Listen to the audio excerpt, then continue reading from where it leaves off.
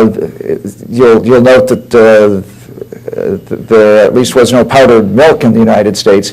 The FDA, the Food and Drug Administration of the United States, has never had an overseas office before in its history. And we're just now welcoming 8 FDA inspectors to China, the first overseas office ever. The same with the Consumer Protection Safety Commission. We've just had Commissioner Nord has just been in China, and we'll be soon welcoming a representative of the Consumer Safety Commission, Protection and Safety Commission. So, we're taking action, but I can assure you that it's a bigger, it's a huge problem domestically for the Chinese leadership, and they have taken. Now that it's come to their attention, took a while to get there, as you might have read, but now that it's come clearly to their attention, they're engaged in a very serious way about this. Thank you. Ambassador Randt, welcome back to Cleveland, and thank you for your ongoing and unwavering support of our professional teams here in Cleveland. As the relationship between the United States and Russia evolves, in your opinion, what could be the impact on the relationship between the United States and China based on the direction of the evolution of the relationship between the United States and Russia? Well, I think that, in the old days, you remember when, I'm sure you've all read that President Nixon's outreach to China was in part based on the fact it's the old saw that if we have a common enemy, we must be friends, and that was the old Soviet Union.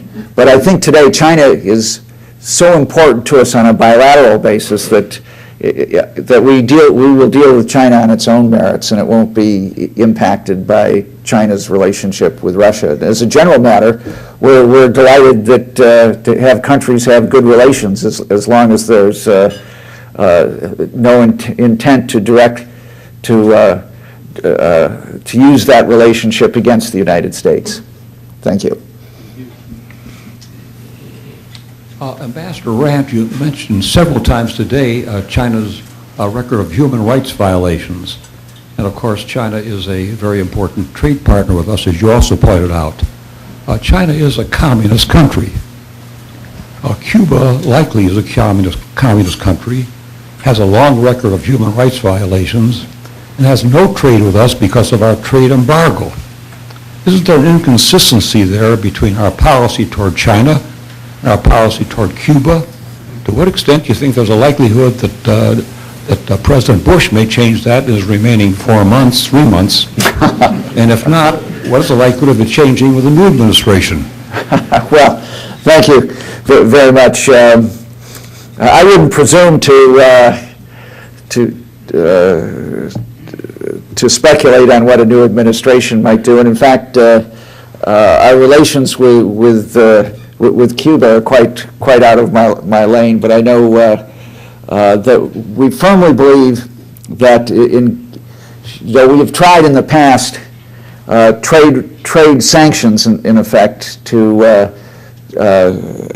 help to encourage China to have a better record with respect to human rights, and it didn't work, as we found out. So we think over the longer run, engagement actually helps, and there's no question.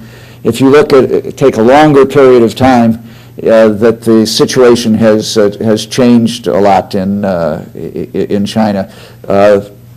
Chinese people have never had more freedom of choice than they have today. So I think, certainly,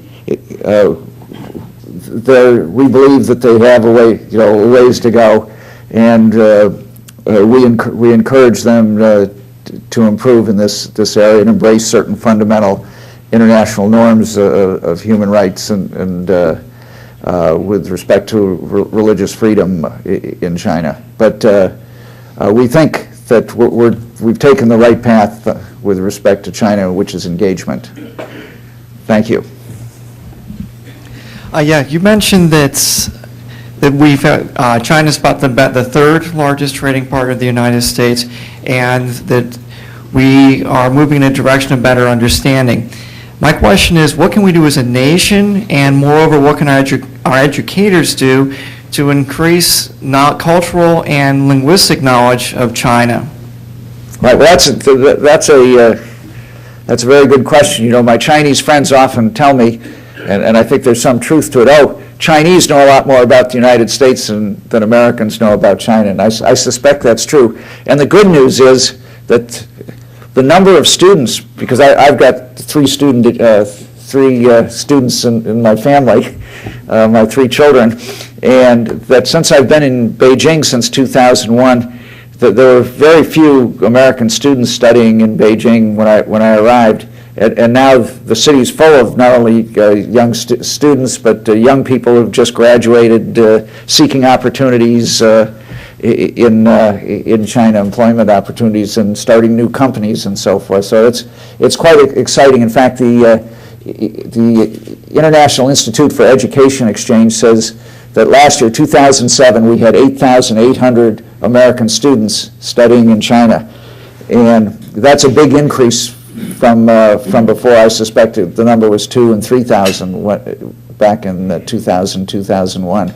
But that having been said, 8,800 doesn't compare to the 68,000 Chinese students who are currently studying in the United States. So we have a way to go, but it's definitely on the increase, and you can see, and I'm very much heartened by it, that my Chinese would be a lot better today if I could have started in high school. You know, and now more and more high schools, when I grew up, it was hard to find a high school that would teaching Chinese. And today, more and more high schools are teaching Chinese, and colleges, and more students are taking it. So that's a very encouraging sign. So I'm encouraged by the trend. Thank you. Mr. Ambassador, let's turn to economics for a minute. I think in these trying economic times, most people think that the Chinese situation is win-lose. China wins, we lose. I know a wonderful win-win example here in Cleveland. You probably are familiar with the spin brush toothbrush. But for the collaboration between China and the United States, there wouldn't be the spin brush toothbrush, which, as many people probably know, is the largest selling toothbrush in the world, and more than half the money stays in the United States for jobs and otherwise.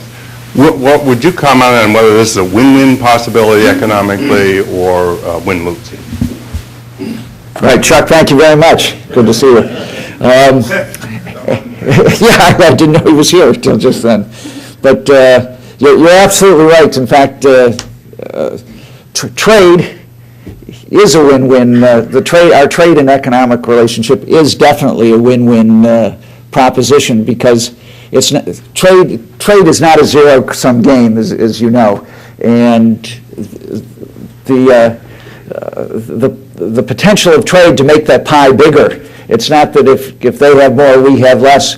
It's that we can both enjoy a bigger pie, and it will serve to increase the prosperity of one nation. Doesn't mean the beggaring of the other nation. In fact, we can both prosper together, and that's the wonderful thing about our trade and economic relationship. And by and large, it's working. But I'll have to get myself one of these spin toothbrushes to give it a try. I see I'm behind the times again.